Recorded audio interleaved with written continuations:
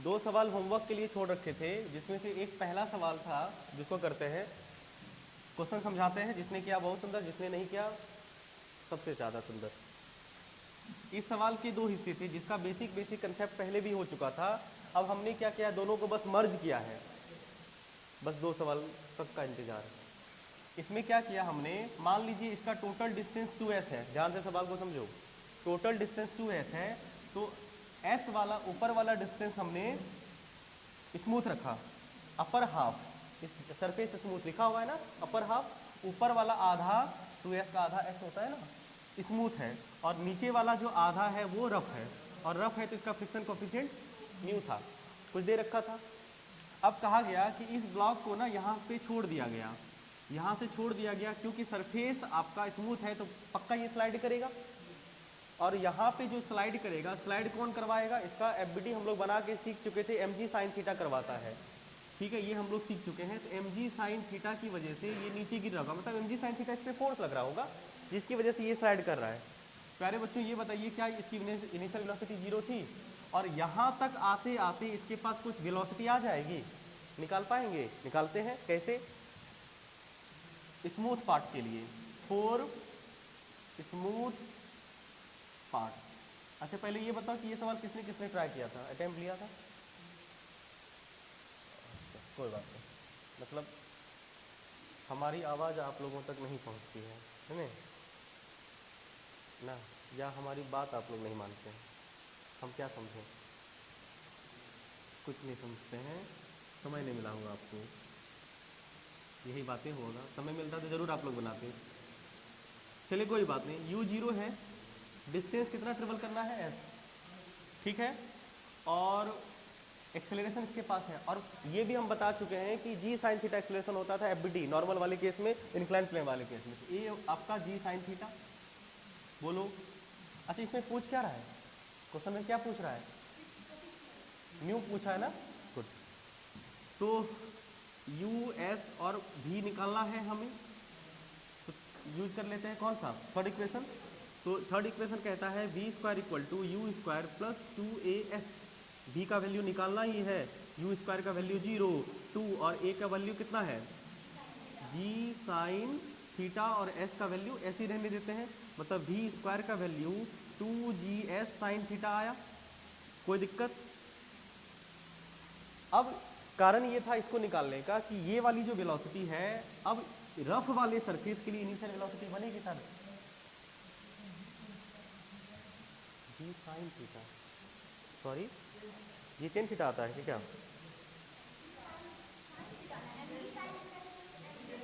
जी tan theta, तुम जी tan theta निकाला है कॉपी में, तुम अपने से निकाला है, तुम निकाला है किसमें, क्या निकाला था, जी टेन थीटा बराबर क्या ए, कब भाई, चलो कोई बात नहीं, एफबीडी बना लो, सुनो सुनो, एम जी साइन थीटा बराबर एम ए, हाँ है ना, एम जी साइन थीटा बराबर, बोलो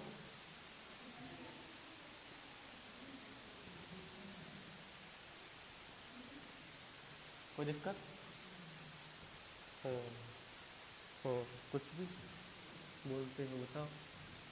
इसमें ये ए कैसे आया समझ गए ना, ए कैसे आया समझ गए, कैसे आया, M G sine theta F create करेगा बराबर एम ए, एम से एम खत्म, तो ए बराबर जी साइन थीटा हो गया, बस यही बाकी नहीं था लिखने का, वो भी लिखिए थी, कोई बात नहीं।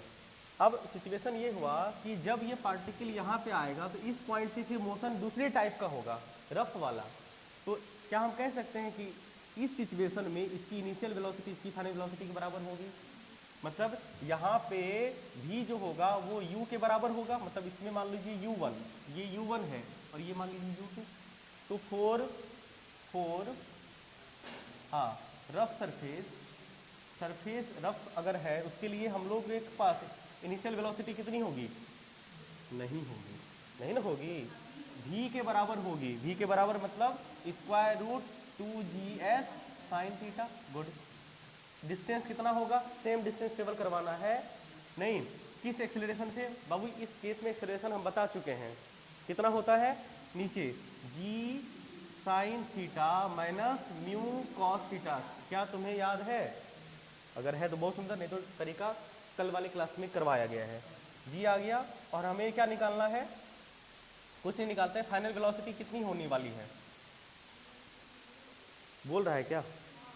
क्या बोल रहा है कि रुक गया है? ओहो हो, तब तो बहुत सुंदर बात हो गया। हो गया, हाँ यहीं से म्यू निकलेगा।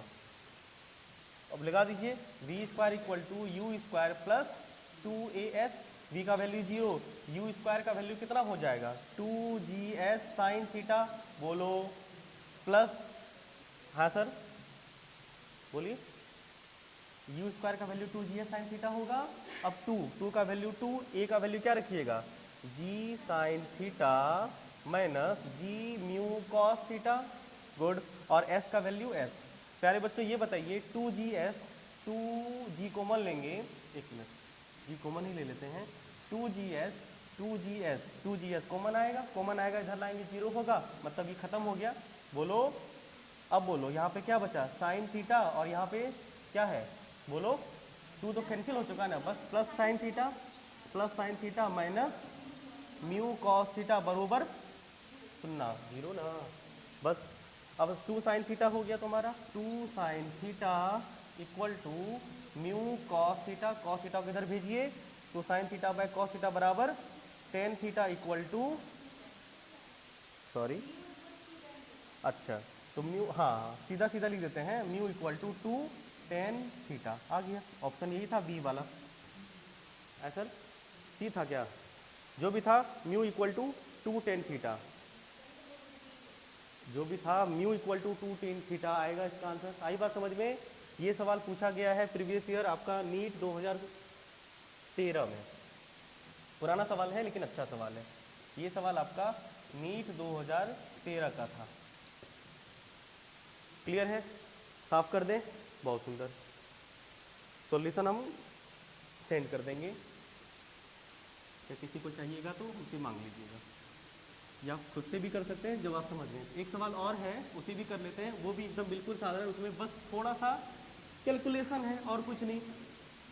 सवाल क्या है समझो, बस सिचुएशन समझिएगा। देखो ये काम हम लोग कर चुके हैं। एक बात बताइए कि अगर ये ब्लॉक यहाँ पे है, ये सरफेस रफ है, हम बताए थे find minimum force required to just slide over the plane, याद आ रहा है? और ये किसके बराबर होता था? नहीं याद है, कोई बात नहीं। ये फोर्स F होता था, इधर mg साइन थीटा लगता था, क्योंकि टेंडेंसी टू मोशन इधर है इसलिए फ्रिक्शन भी इधर लग जाएगा। कितना? Mu mg cos theta. तो F बराबर, लिमिटिंग इक्विलिब्रियम लगाएंगे, F बराबर हाँ mg sine theta plus mu mg cos theta.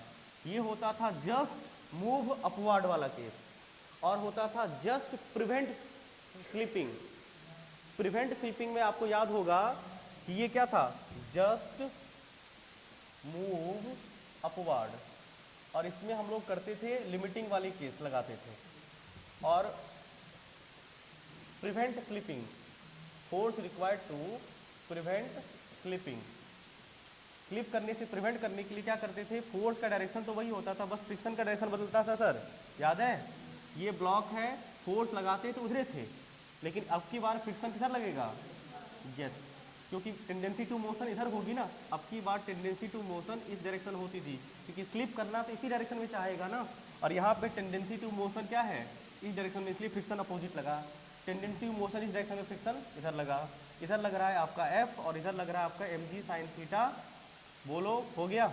Equate कर दीजिए, ये वैल्यू कितना होगा? Mu mg cos theta forward, तो F plus mu, F plus F1 रे, F प्लस F बराबर mg साइन थीटा के बराबर हुआ। मतलब ये F बराबर हो गया mg sine theta minus F, और F का value mu mg cos theta. कोई दिक्कत? अब सुनो, जो सवाल हम दे रखे थे, उस सवाल में ये कह रहे थे कि उस ब्लॉक को, वो ब्लॉक स्लाइड कर रहा है, नहीं, सिचुएशन सवाल का जो शब्द है सुनना, वो ब्लॉक स्लाइड कर रहा है तो हमको उसको स्लाइड होने नहीं देना है, तो कुछ फोर्स लगाना पड़ेगा 2 न्यूटन। ये फोर्स कितना था, 2 न्यूटन लगा देंगे तो ये जस्ट रुक जाएगा, स्लाइड नहीं करेगा। आई बात समझ में? और अगर 10 न्यूटन का फोर्स लगा देंगे तो ये जस्ट मूव ऊपर की तरफ टेंडेंसी आने लगेगी। ये समझे बाबू? मूव करवाने के लिए यही था सवाल क्या? रोकने के लिए 2 न्यूटन लगाए तो हैं।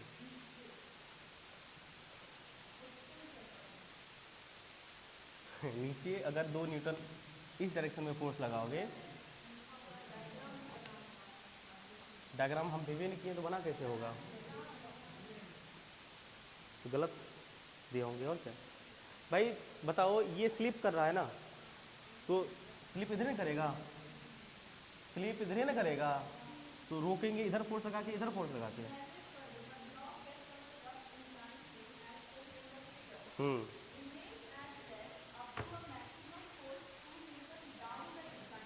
अच्छा, ओ हाँ ठीक है। तब तो ये हुआ कि सुनो, remain at rest up to maximum force 2 newton down the incline plane. हाँ, मतलब ये हुआ, सुनो ठीक है, मतलब ये हुआ कि अगर आप फोर्स 2 न्यूटन का लगा रहे हैं, जैसे मान लो ये फ्रिक्शन है इस पे, सुनो इस पे फ्रिक्शन है, इतना फ्रिक्शन है कि ये अपने आप स्लाइड नहीं कर रहा है, थोड़ा सा फोर्स लगा के खींचोगे भी तब भी स्लाइड नहीं किया, मतलब यही हुआ। नहीं समझे? मतलब फ्रिक्शन है, समझे?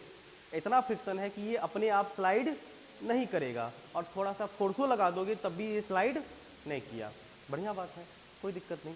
अगला पार्ट इसका कह रहा है, नहीं, down the incline plane the maximum external force up the incline plane that does not move block is 10। अच्छा, रोकने के लिए, सुनो बाबू, इसे रोक के रखने के लिए, ये सिचुएशन रोक के रखने के लिए नहीं 10 न्यूटन फोर्स की आवश्यकता पड़ रही है, कोई दिक्कत नहीं। क्लियर है? गुड। ड्राइंग आप मर्ज करके बना देते हैं।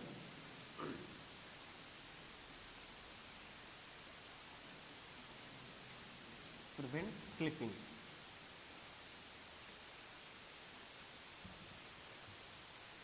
ब्लॉक कीप ऑन रफ, ठीक है। एक सरफेस था 30 डिग्री रफ, एक ब्लॉक है m मास का, कह रहा है कि in the figure remain at rest up to a maximum 2 newton down the plane. अगर आप इस पे, सुनना, अगर आप इस पे 2 न्यूटन तक का फोर्स लगाते हो तब भी ये रेस्ट में ही रह रही है, इसका मतलब ये लिमिटिंग तक अप्रोच किया है। एफबीडी बना इसका, इस सिचुएशन का। गुड। बताइए इधर क्या लगेगा, एक तो mg साइन 30, बोलो साइन 30 इधर लग रहा है, फोर्स इधर लग रहा है, फ्रिक्शन किधर लगेगा? क्योंकि रिमेन्स एट रेस्ट है, यानी टेंडेंसी टू मोशन अभी भी इसकी इधर बनने हुई है, मतलब फ्रिक्शन इधर लगेगा। कोई दिक्कत? कितना? लिमिटिंग वाला, मतलब mu mg cos 30 degree. FBD बनाए, इक्विलिब्रियम मतलब बराबर बराबर है, तो इस डायरेक्शन में दो फोर्स है आपके पास, कौन? एक 2 न्यूटन प्लस mg साइन 30 का वैल्यू 1/2 इक्वल टू म्यू का वैल्यू म्यू ही है ना, म्यू mg कितना, √3/2। कोई दिक्कत नहीं, एक इक्वेशन बन गया यहाँ से,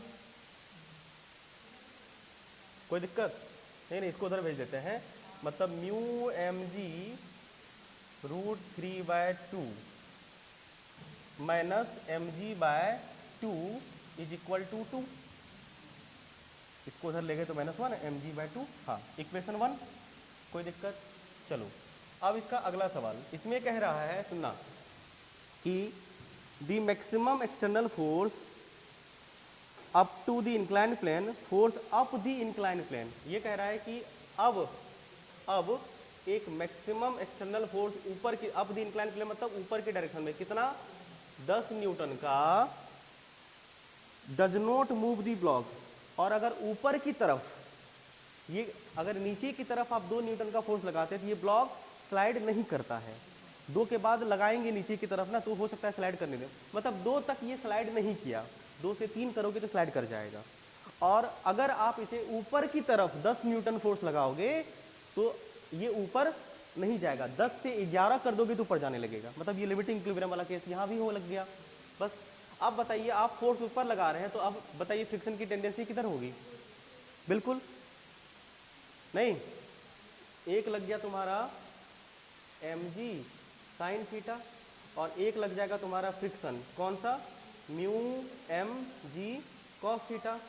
अभी भी वे बड़ी लिमिटिंग इक्विलिब्रियम में बनी है, मतलब हो गया तुम्हारा इस तरफ कौन कौन एक ही फोर्स है 10, 10 बराबर नीचे दोनों प्लस हो जाएगा, mg साइन थीटा साइन 30 का वैल्यू 2 प्लस √3/2 लिख दें, cos 30 को म्यू mg। कोई दिक्कत?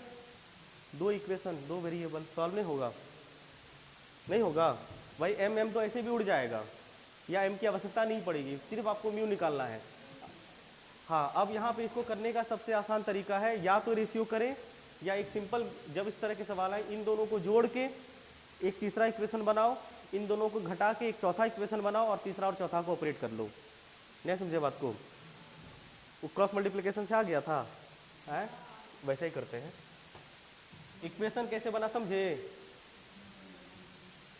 इसमें इक्वेशन समझ गए? बस अब कुछ नहीं करना है, दोनों को बाय कर दीजिए, ठीक है? बाय करने से फिर mg से डिवाइड भी करना पड़ेगा। हाँ चलो चलो ठीक है, ठीक है। तो ये इक्वेशन 2 है, ये इक्वेशन 1 है, इक्वेशन 2 बाय इक्वेशन 1 करते हैं। इक्वेशन 2 में क्या है 10, mg कॉमन ले लें, mg कॉमन लेंगे तो 1/2 होगा। हाँ चले लेते हैं, mg/2 कॉमन लेंगे तो यहाँ बचा 1 माइनस √3 म्यू प्लस √3 म्यू। कोई दिक्कत नहीं। और इक्वेशन 1 में क्या है 2 और नीचे क्या होगा, फिर से mg/2 कॉमन लेंगे तो यहाँ पे क्या हो जाएगा आपका √3 माइनस ये √3/2 है ना, तो √3 म्यू माइनस 1, इसको ऐसे लिख लेते हैं √3 म्यू प्लस 1। कोई दिक्कत? mg/2 खत्म, 5 खत्म हो गया। अब इसको सॉल्व करना है, इसको उधर भेज दो, मतलब 5 times of √3 mu minus 1 equal to √3 mu plus 1। अब बताइए 5 √3 mu minus 5 equal to √3 mu plus 1। क्या करें, इधर कर लेते हैं, 5 √3 mu minus √3 mu equal to 1 plus 5 मतलब 6। म्यू कॉमन ले लेते हैं, बचेगा कितना 4 √3 म्यू आएगा और ये 6 होगा तो म्यू बराबर 6/4 √3। अब यही होगा तुम्हारा आंसर। ऑप्शन दे रखा है क्या कुछ? कितना? गुड, √3/2 सॉल्व करोगे √3/2 नहीं आएगा। कैसे? 2 2 जा 3 2 जा नहीं, और √3 से रेशनलाइज कर दोगे तो 3√3/2 3 खत्म, √3/2। क्या ज़्यादा, क्या पूरा कर दिए, इसमें ज़्यादा कम की कोई बात ही नहीं। इसके बाद तो सिंपल मैथमेटिक्स है, वो आप लोग कर लेंगे। ये सवाल जेई मेन 2017 का था, सॉरी 2019 जेई मेन, ठीक है हाँ 2019। पिछला वाले सवाल से आसान था ना, तो कभी कभी नीट में अच्छा क्वेश्चन मेन से पूछ सकता है, तैयार रहिए। समझ गए? कोई दिक्कत? अब आज की सभा शुरू करते हैं। मिटाई से क्वेश्चन बहुत आसान बनता है अगर आपके पास कंसेप्ट है और लगाने आता है, आसान क्वेश्चन भी बनता है। मतलब आसान क्वेश्चन इतना पूछा जाता है कि आप अच्छे तरह से पास कर जाएं। नहीं, और रैंक लाना है तो थोड़ा मेहनत तो करना ही पड़ेगा ना, लेकिन पास तो किया ही जा सकता है ना, कम से कम पास तो कम से कम कर ही नहीं सकते हो तब। चलो, अब फ्रिक्शन का सबसे कंफ्यूजिंग टॉपिक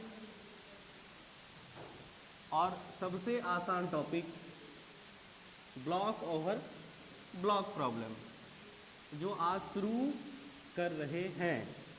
ठीक है, करें? ठीक है।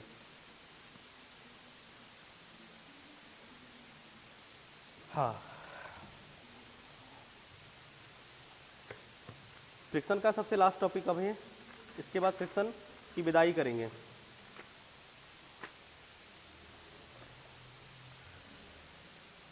शुरू करते हैं। देखो, लगाएंगे heading block over block problem.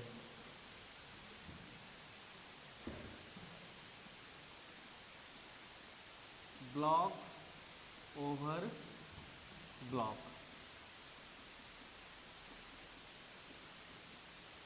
देखो, block over block problem without friction हम पढ़ाए थे आपको, बिना फ्रिक्शन का भी ब्लॉक ओवर ब्लॉक प्रॉब्लम करवा चुके हैं, याद होगा आपको। अभी फ्रिक्शन के साथ ब्लॉक ओवर ब्लॉक प्रॉब्लम करेंगे। कोई कुछ छापोगे नहीं, पहले समझोगे, जब छापने बोलेंगे तब छापना। देखो, इसमें जनरली दो तरह के सवाल पूछे जाते हैं, मेन दो प्रकार के सवाल इसमें पूछे जाते हैं, ठीक है। कौन कौन सा? एक क्वेश्चन है इसका जिस पे पूछा जाता है कि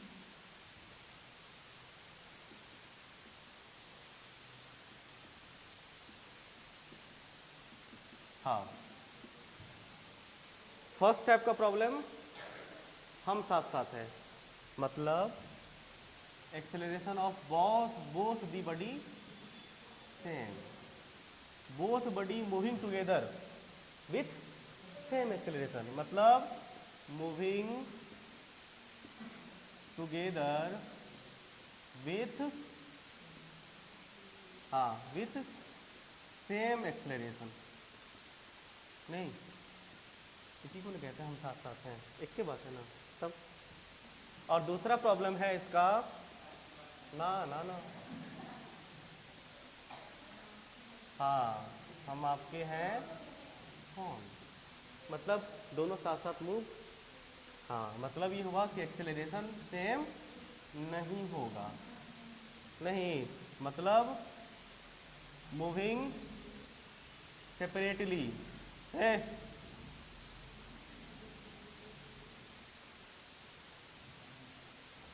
moving separately with different acceleration. अरे सेपरेटली मतलब तो अलग ही ना एक्सेलरेशन से होगा। बस ये दो टाइप के क्वेश्चन इसमें बनते हैं। नहीं लिखना है नाम, नहीं लिखना है, ठीक है, हाँ नहीं लिखना है। अब सुनो, प्रॉब्लम को बनाए कैसे, तो दो तीन स्टेप को अगर फॉलो करो और उसी स्टेप को फॉलो करके क्वेश्चन बनाओ, और अपने हिसाब से तुमको जो लग रहा है वो प्रयोग ना करो। सिचुएशन समझ पाए? सिचुएशन समझ पाए? सुनो, बस मतलब ये हुआ कि एक ऐसा सिचुएशन होगा, सुनो, तुम लोग फालतू का ऑल बॉल कर रहा है, सुनोगे कि पुलिस बुलाएं, सबको अभी 3-3 हज़ार का फाइन लगेगा बिना मास्क का हो। हाँ, सुन लो, ये एक ब्लॉक है, ये ब्लॉक रफ है, इसके ऊपर एक और ब्लॉक है, इसके बीच रफ कांटेक्ट है। अब ये होगा कि हमने क्या किया, मान लो इस ब्लॉक पे फोर्स लगाया, नहीं रिक्स है, इस पे लगाते हैं फोर्स, मान लो इस पे फोर्स लगाए तो क्या हुआ, ये ब्लॉक होता है ना कि इस पे फोर्स लगाएंगे और ये ब्लॉक ये अपने साथ इसको ले जाएगा, तो ये क्या हुआ, both moving together with same acceleration. देखो, मूविंग टुगेदर का मतलब सेम एक्सेलरेशन हुआ, चाहे कम या ज़्यादा। अब मूविंग टुगेदर में क्या होता है, हम साथ साथ हैं, ऐसे याद रखो, मतलब उसमें दो केस होता था, एक हम साथ साथ हैं बहुत तेज़ी से, मतलब मैक्सिमम एक्सेलरेशन के साथ, और थोड़ा कम एक्सेलरेशन, तो इसके दो स्पेशल केस होंगे जो हम लोग बाद में बात करेंगे। और एक होगा हम आपके हैं कौन, सिचुएशन क्या होगा कि भाई इतना फोर्स आपने लगा दिया कि बेचारा ही पीछे छूट गया, थोड़ा सा टसका भी होगा या नहीं, आगे निकल गया, ये पीछे छूट गया, इसमें हम आपके हैं कौन। क्लियर है? ये कब होगा, ये दोनों चीज़ों को की खोज करनी है और उसी पे सवाल करना है। आइए, इसके लिए छोटा सा स्टेप ध्यान में रखिएगा। दो ब्लॉक, पहले 2 ब्लॉक सिस्टम बताते हैं। अगर 2 ब्लॉक सिस्टम समझ गए तो 3 ब्लॉक पे ऐसे क्वेश्चन पूछता नहीं है, लेकिन अगर समय बचा, फुर्सत हुआ, देखें आप लोग का मूड है तो 3 ब्लॉक भी करवाएंगे, ठीक है। तो हम लोग यहाँ पे जो अभी कंसेप्ट बता रहे हैं फॉर 2 ब्लॉक के लिए बता रहे हैं, अभी लिखना नहीं है, for 2 block system. Two block system में एक ब्लॉक ऐसा होगा जिस पे फोर्स नहीं लगेगा, किसी एक पे लगाओगे, दोनों पे भी लगा सकते हैं। लेकिन बाद में लगाएंगे, अभी तो एक वाला सीख लेते हैं। दोनों वाला नीट के सिलेबस में नहीं है, ठीक है, जेईई मेन वगैरह पूछता है, तो कोई दिक्कत नहीं, वो भी करवाएंगे जब दोनों पे लगाएंगे फोर्स। अभी फिलहाल एक पे लगाएंगे, मतलब फोर्स एक्टेड, ये कंसेप्ट जो होगा ये सब के लिए अप्लीकेबल होगा जब दोनों में से किसी एक ब्लॉक पे फोर्स लगे। समझ गए? गुड। नहीं मतलब ये हुआ टू ब्लॉक और फोर, मतलब हुआ, समझ लो ना, ये एक सरफेस है, समझो ये एक सरफेस है और इस सरफेस पे एक ब्लॉक है, मान लो इसका मास कुछ होगा, और एक दूसरा ऑब्जेक्ट है जो इसके ऊपर चढ़ा हुआ है स्तर पे, इसका भी मास कुछ होगा, इसके बीच भी फ्रिक्शन कोफिशिएंट कुछ होगा, मान लेते हैं μ1, और इसके बीच फ्रिक्शन कोफिशिएंट कुछ होगा। हो सकता है दोनों में से कोई एक रफ और कोई एक स्मूथ हो, दोनों स्मूथ होगा कोई तो बात होगी नहीं, क्योंकि ये तो तब फिर हो गया कि block over block problem without friction, जो हम लोग कर चुके हैं। मतलब फ्रिक्शन दोनों में से किसी एक के पास रखना है, जरूरी, दोनों के पास हो तब भी कोई दिक्कत नहीं, ये कंसेप्ट तब भी लगेगा, ठीक है, गुड। अब इसमें क्या होगा, मान लो तुमने इस पे फोर्स लगाया, तो फोर्स इस पे लग रहा है M1 पे, और ये जो M2 है, M2 बॉडी पे F फोर्स नहीं लग रहा है, F फोर्स का इफेक्ट होगा उस पर।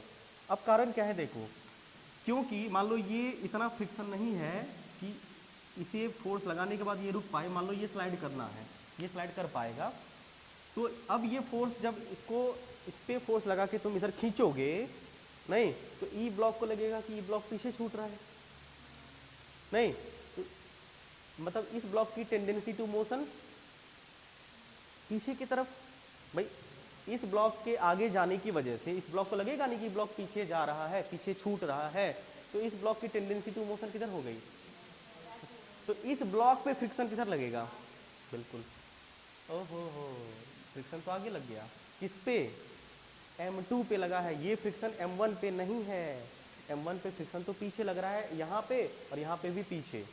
हम ये फ्रिक्शन किस पे बताएं, फ्रिक्शन ऑन M2 ब्लॉक, ये फ्रिक्शन किधर होगा, देखो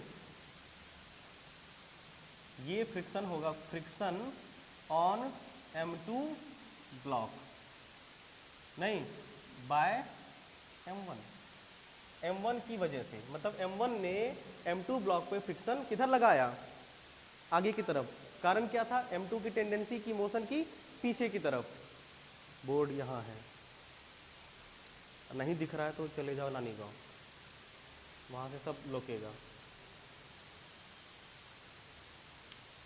फ्रिक्शन ऑन M2 ब्लॉक, अब देखो हुआ क्या, इसका मतलब ये हुआ कि इस ब्लॉक पे फॉरवर्ड डायरेक्शन में कुछ फोर्स लग गया, लगा कि नहीं लगा, और यही होता है जब आप इस पे फोर्स लगाते हैं और ये ब्लॉक आगे की तरफ जाती है ना, ड्यू टू फ्रिक्शन, इस फ्रिक्शन की वजह से, यही फ्रिक्शन इसे आगे ले जाता होगा, हाँ या ना। अब ये फोर्स तुम्हारे मन पे डिपेंड करता है, इच्छाधारी फोर्स, तुम्हारी इच्छा पे निर्भर करता है कि तुम कितना लगा पाओ, तुम्हारे मन पे डिपेंड करता है। बताइए, ये फ्रिक्शन फोर्स तुम्हारे मन पे डिपेंड करेगा, करेगा अप टू सर्टेन लिमिट।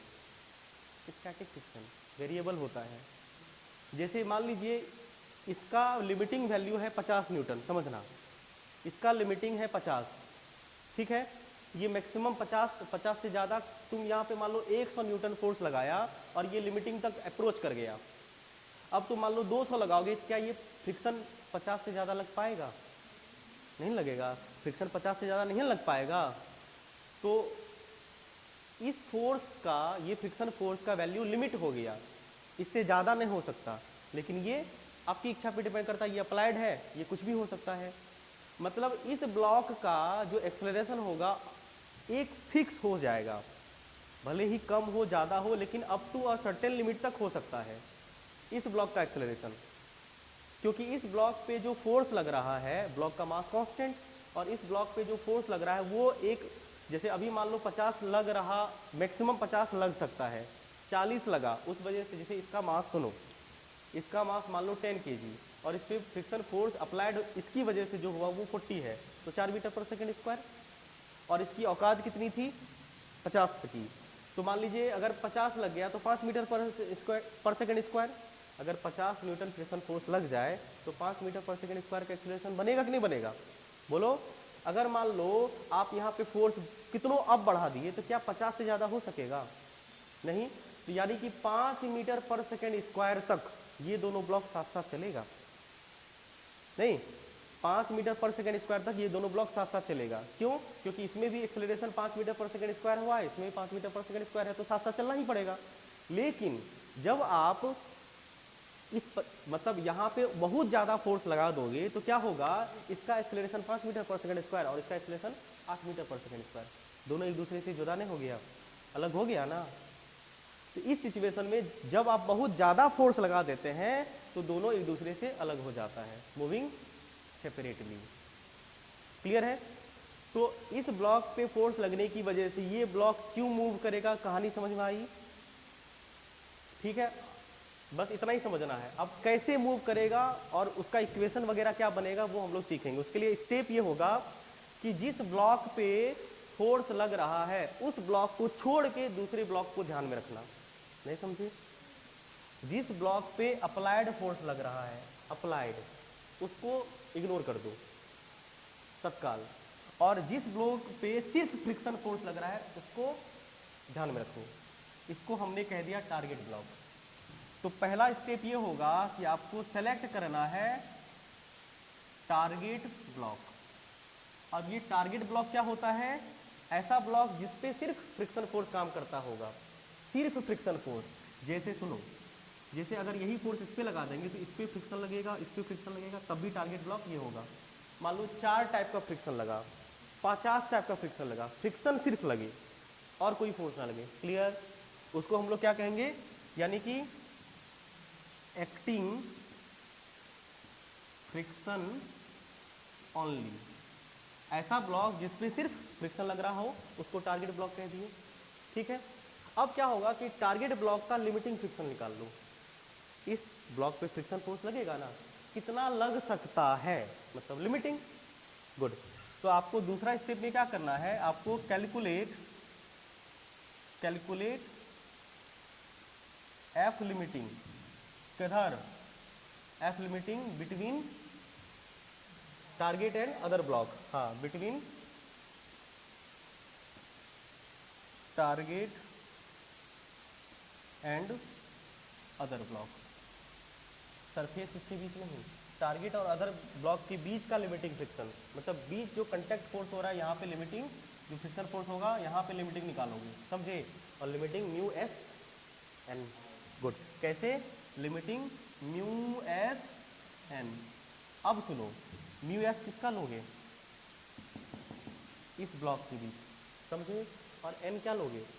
यहाँ वाला नॉर्मल फोर्स। अब देखो एन में कन्फ्यूजन होती है। एक बात बताओ, नॉर्मल निकालने में कन्फ्यूजन होती है। जैसे ये ब्लॉक है एम मास का, नीचे एम जी बोलो और ऊपर एन लगेगा, और एन बराबर एम जी यहाँ पे हुआ, बोलो normal force F B D.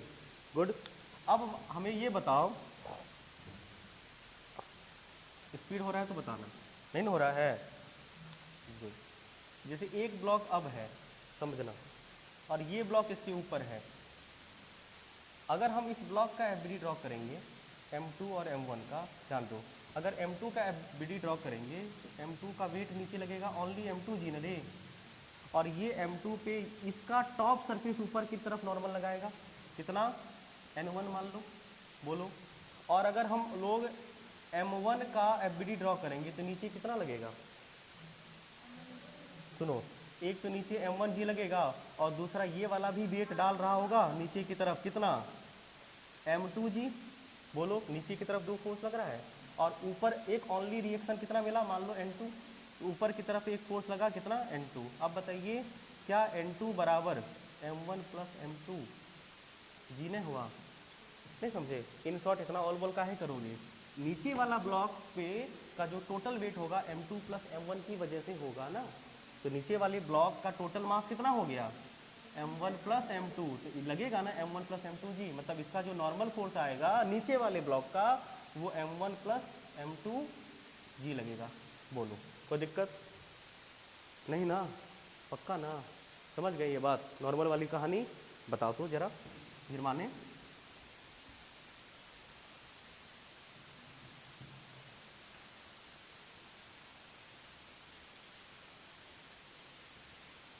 इसका मास m, इसका मास 2m और इसका मास 3m। ठीक है, आए बोलो, आपको n1 n2 n3 बताना है, बताइए तो जरा। बिल्कुल, n1 कितना होगा mg के बराबर, n2 कितना होगा 3mg और n3 कितना होगा, बस समझे, पक्का, वेरी गुड। मिटाई से लिखने वाली बात नहीं थी, समझने वाली बात थी। मतलब यहाँ पे आप जो लिमिटिंग निकाल रहे हैं ना, ध्यान से समझिएगा, जहाँ पे आप लिमिटिंग निकाल रहे हैं वहाँ पे फ्रिक्शन कोफिशिएंट और वहाँ पे नॉर्मल, तो यहाँ पे नॉर्मल क्या होगा m2g होगा, हाँ या ना भाई। अगर यहाँ पे बात करें तो यहाँ पे लिमिटिंग कितना होगा, लिमिटिंग μ2 और n का वैल्यू क्या होगा m2g, हाँ या ना। इस सिचुएशन में यहाँ पे होगा कि नहीं होगा, बोलो, लिमिटिंग निकल गया, गुड। अब ये लिमिटिंग क्या बताएगा, ये लिमिटिंग ये बताता था कि m2 कितना ज़्यादा से ज़्यादा फोर्स m2 को मिल सकता है। अब ज़्यादा से ज़्यादा फोर्स के से ज़्यादा से ज़्यादा ही एक्सेलरेशन होगा ना, किसका, m2 का। क्लियर है, तो हम लोग क्या करेंगे, टारगेट ब्लॉक का मैक्सिमम एक्सेलरेशन निकाल लेते हैं। नहीं, अगला स्टेप होगा फाइंड ए मैक्स, फाइंड ए मैक्स, और ये मैक्स ए मैक्स किसका आएगा, आपके पॉइंट ऑफ व्यू से तो टारगेट का आएगा, गुड, टारगेट का। ठीक है, कैसे निकालेंगे भाई, ए बराबर एफ बाई एम, तो ए बराबर एफ बाई एम। अब बताइए एफ कौन सा लोगे, जो इस ब्लॉक पे मैक्सिमम फोर्स लगेगा, भाई ए मैक्स चाहिए तो एफ मैक्स होगा ना, क्योंकि एम तो कांस्टेंट है। सुनो, अगर मैक्सिमम एक्सेलरेशन चाहिए तो फोर्स मैक्सिमम रखना पड़ेगा ना, तो बताइए टारगेट पे मैक्सिमम फोर्स कितना लगेगा, लिमिटिंग, इससे ज़्यादा फोर्स लग पाएगा, बोलो नहीं, मैक्सिमम फोर्स इतना ही फ्रिक्शन उसे दे पाएगा ना, गुड। तो यहाँ पे आप जब भी एक्सेलरेशन मैक्सिमम टारगेट ब्लॉक का निकालो तो लिमिटिंग का वैल्यू डालो, समझे, bye mass of target block.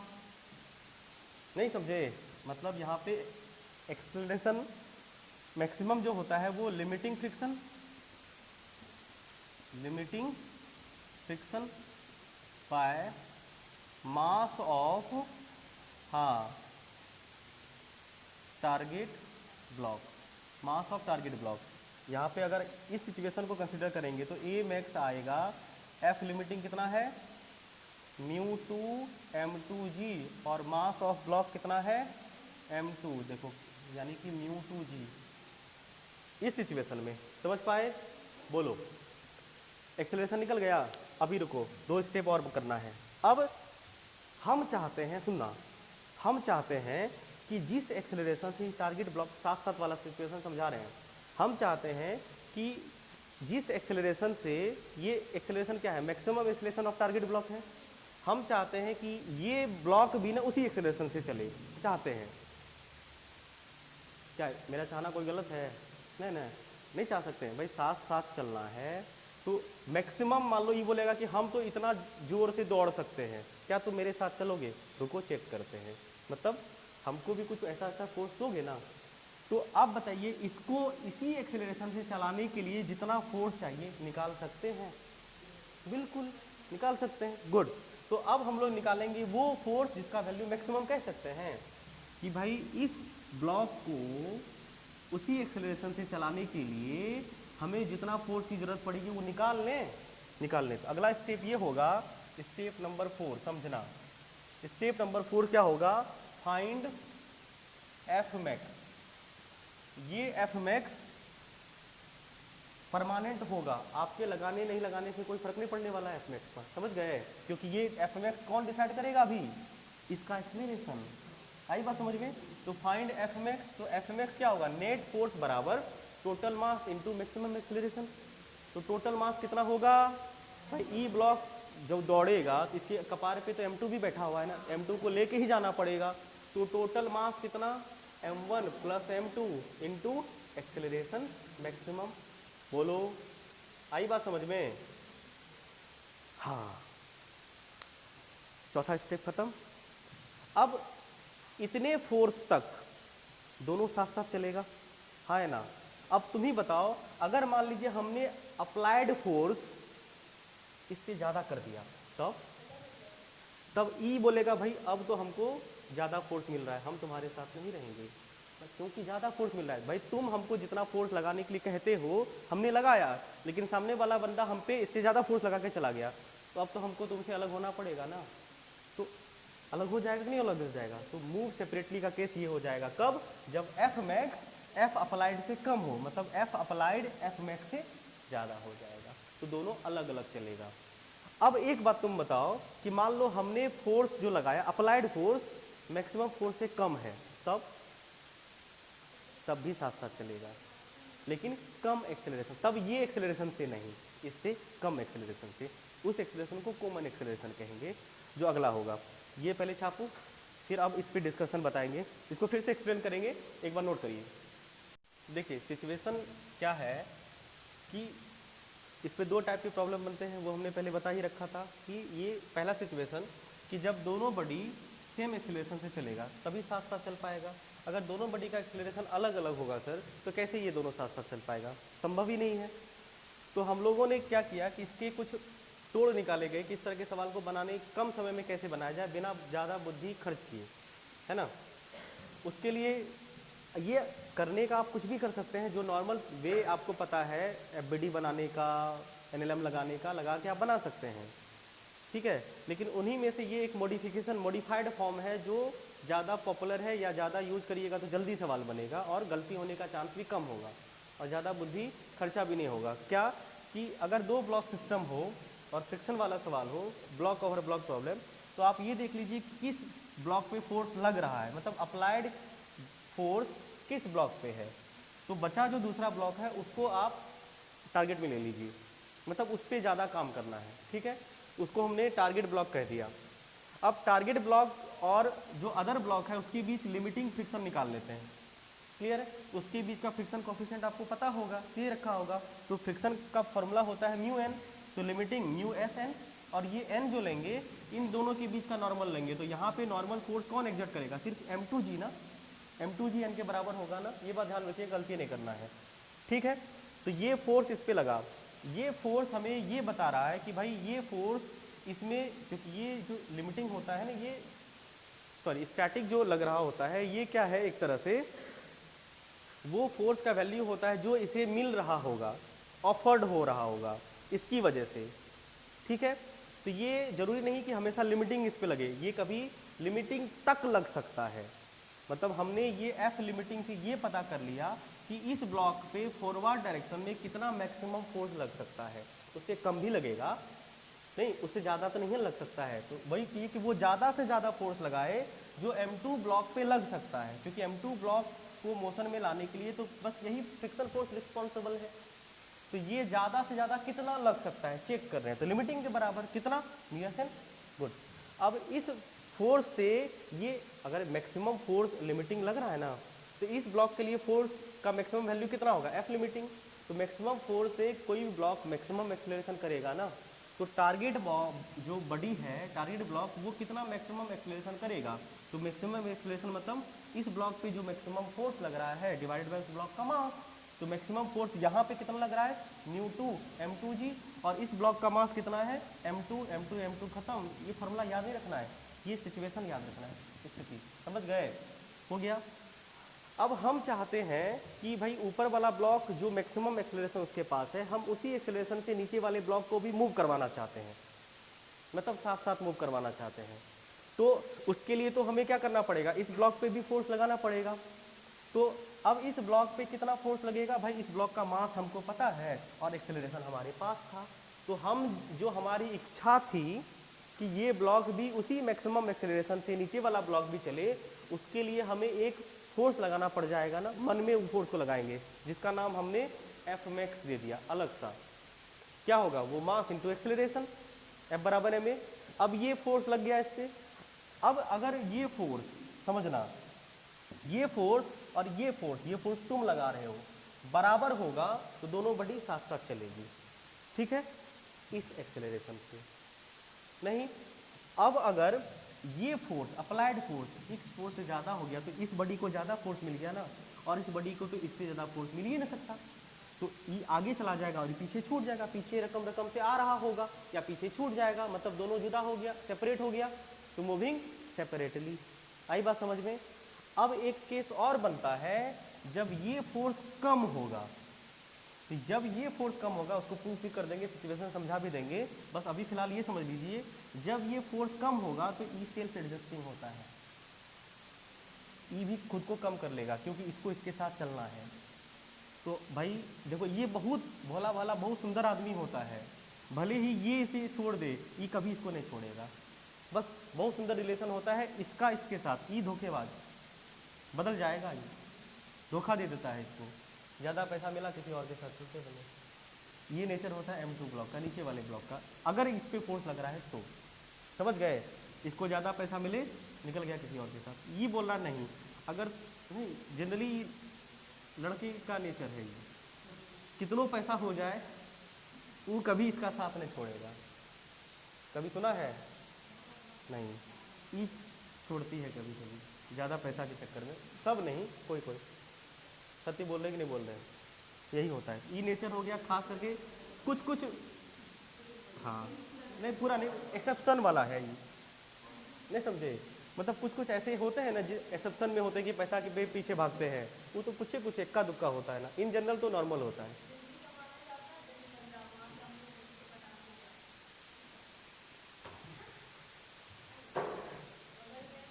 सुन लो पहले, अच्छा ठीक है, अच्छा इस पे बाद में बात करेंगे। देखो ये सब तो भावना वाली बात है, वो बाद में बात करेंगे। सिचुएशन देखो याद कैसे रख सकते हो सिचू, अगर इस M2 को देखो क्या हुआ कि मैक्सिमम फोर्स, सुनो, एक F बराबर, ये F अप्लाइड बराबर F मैक्स हुआ, तब तक दोनों साथ साथ चला, बहुत सुंदर, दोनों अमीर अमीर खुशम खुश, दोनों के साथ बराबर पैसा है, चलते बना। अब एक ऐसा सिचुएशन आया कि M2 ब्लॉक को ज़्यादा पैसा मिल गया, F अप्लाइड ज़्यादा हो गया, ई इसका साथ छोड़ देगा, आगे निकलते बनेगा, जाओ भाड़ में।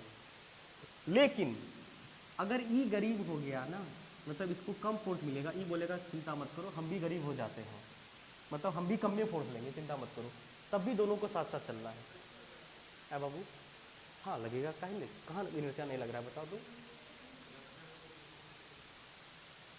अब इसमें खिचड़ी मत मिलाओ, रहने दो ना, लगने का दुनिया का सारा कंसेप्ट लगा लो, कहानी एक ही रहेगी, सब कुछ लग रहा है, कंप्लीट NLM लग रहा है, NLM से काम कर रहे हैं ना, तो NLM से इनर्शिया बाहर है क्या? नहीं ना है, लग रहा है ना, तो लगा जाए, ठीक है।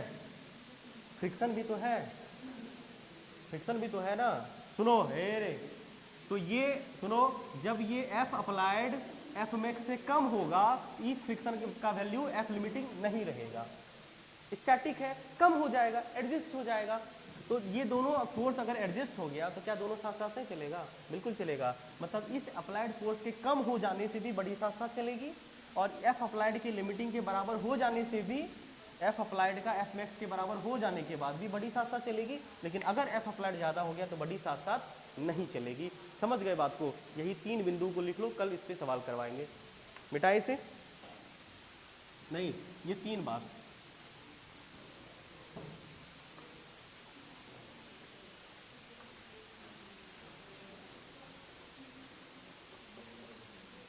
अब M2 M1 को जिस भी नेचर का मानना है वो तुम्हारी सोच पे निर्भर करता है, इसका मेरा कोई पर्सनल पॉइंट ऑफ व्यू नहीं है, ठीक है?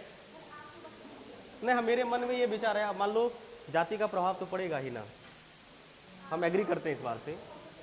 हाँ वही तो बोल रहे हैं हम, आप इसलिए बोले कि आप गलत बोल रहे हैं, नहीं बोले। और किसी की भावनाओं को अगर ठेस पहुंचा होगा तो क्षमा चाहते हैं, मेरा इरादा किसी के भावनाओं को ठेस पहुंचाना नहीं था। और कुछ बोले? Case 1 soon low, if F max, ये F मैक्स कौन है? सोचने वाली बात। हाँ, अगर ये F मैक्स है, सुनो, अगर F मैक्स, F अप्लाइड करते हैं, सुनो, F अप्लाइड, रे हल्ला करोगे तो आधा घंटा और पढ़ाएंगे। F अप्लाइड, नहीं सुना? आज छोड़ेंगे ही नहीं। F अप्लाइड अगर कम हो जाए F मैक्स से, सुनो, F मैक्स से, moving together with same acceleration. F max इस तरीके से निकलेगा, अगर एफ मैक्स ज़्यादा मतलब एफ अप्लाइड कम हो, अप्लाइड फोर्स कम हो, तो वो जो लिमिटिंग होगा वो खुद को एडजस्ट कर लेगा ना, तो दोनों साथ साथ चलेगा। लेकिन क्या दोनों साथ साथ इस एक्सेलरेशन से चलेगा? नहीं। तो दोनों जो एक्सेलरेशन से चलेगा वो एक्सेलरेशन होगा यहाँ पे, अरे ये एक्सेलरेशन होगा और ये एक्सेलरेशन होगा F applied net net net net net F applied by total mass, नहीं टोटल मास ऑफ सिस्टम। आई बात समझ में? टोटल मास मतलब यहाँ पे होगा F bye m1 plus m2 से। इसलिए तो नेट लिख दिया क्योंकि नीचे में अभी स्मूथ था, अभी नीचे हम लोग फ्रिक्शन नहीं ले रहे हैं, लेंगे हाँ बस नीचे का फ्रिक्शन लेंगे, माइनस हो जाएगा और क्या। समझे बात को? नहीं समझे? वो ब्लॉक बनाए थे नीचे फ्रिक्शन कोएफिशिएंट डाल दिए थे ना, देखो तो उस ब्लॉक में नीचे जो है जो बात बता रहे हैं वो छूट जाएगा तो फिर ज़िंदगी बर्बाद हो जाएगी। ध्यान दो यहाँ पे नीचे फ्रिक्शन फोर्स जैसे यहाँ पे लगा था ना एफ, नीचे मान लो ये लगा है F1 जिसका वैल्यू क्या होगा, मैक्सिमम कितना लग सकता था म्यू, अरे एन म्यू एन ना, और ये एन का वैल्यू क्या होगा m1 प्लस m2g। हाँ तो म्यू m1 प्लस m2g जो कि इसमें माइनस होगा, माइनस होगा कौन F1। नहीं समझे भाई? सीधी सी बात है, ये एक सिस्टम है जिसका मास m1 प्लस m2 है। सुनो F फोर्स लग रहा है और पीछे की तरफ एक फ्रिक्शन फोर्स लग रहा है, एक्सेलरेशन इधर हो रहा है, इक्वेशन यही नहीं बनेगा? बोलो गुड। इतना डिटेल्स में नहीं जाना है आपको, बस सिचुएशन समझ लेना है, याद कुछ नहीं करना है, ये सिचुएशन समझना है। बाद में जो लगेगा एफबीडी से फोर्स निकाल लेंगे, नेट फोर्स निकाल लेंगे, इसको वहाँ पे ड्रॉ कर दिया ना। चलो समझे? गुड। उसके बाद अगर एफ अप्लाइड बराबर हो गया एफ मैक्स के, तो तब भी क्या होगा? हाँ मूविंग टुगेदर, वो केमिस्ट्री क्लास भी है तुम लोगों का, अच्छा, विथ सेम एक्सेलरेशन। और इस वक्त एक्सेलरेशन कौन सा होगा बाबू रे? मैक्सिमम। विथ एक्सेलरेशन कौन सा? मैक्सिमम। कैसे निकलता है या आई बात समझ में? गुड। कौन सा होगा? μ2 जी। सॉल्व करके देख लेना, किसी एक को एफबीडी बना सकते हैं, मतलब इस वक्त ये इसी एक्सेलरेशन से दोनों चलेगा। और तीसरा केस, अगर एफ अप्लाइड ज़्यादा हो गया तो मूविंग सेपरेटली, और उसका हम लोग अलग से डिस्कशन करेंगे ही, फिलहाल बस नोट करके लिख लीजिएगा। Case 3,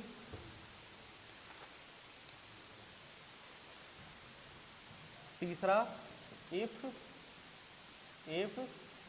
F applied is greater than F max, they move separately. दोनों अलग अलग एक्सेलरेशन से मूव करेगा। हो सकता है एक रुका रहे, दूसरा भी चल सकता है। मतलब इस केस में क्या होगा, दोनों का एक्सेलरेशन सेम नहीं होगा। और जरूरी नहीं कि दोनों के पास एक्सेलरेशन भी हो सकता है किसी एक का हो और किसी का एक के पास जीरो है, मतलब दोनों का एक्सेलरेशन सेम नहीं होगा। दोनों के पास एक्सेलरेशन हो ये भी नेसेसरी नहीं होगा, नहीं, both have acceleration does not necessary. अंग्रेजी ठीक नहीं था ना, कोई बात नहीं, भावना समझ गए ना, कि दोनों के पास एक्सेलरेशन होगा ही, अलग अलग तो होगा लेकिन होगा ही ये जरूरी नहीं है। हो भी सकता है किसी एक के पास, लेकिन दोनों का फिर जीरो ये भी नहीं जरूरी है ना। बहुत सुंदर। आगे मिलते हैं कल, इसी को कंटिन्यू करेंगे, क्वेश्चंस करेंगे बढ़िया बढ़िया। धन्यवाद। किसी को इसमें कोई डाउट तो पूछो।